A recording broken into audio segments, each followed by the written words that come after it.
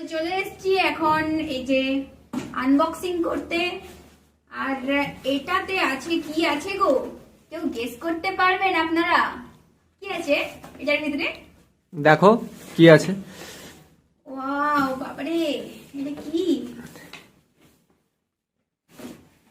এটা তোমার জন্য আমি আনছি। ওয়াও, এই যে একটা সুন্দর জিনিস। আর এটা কি গো?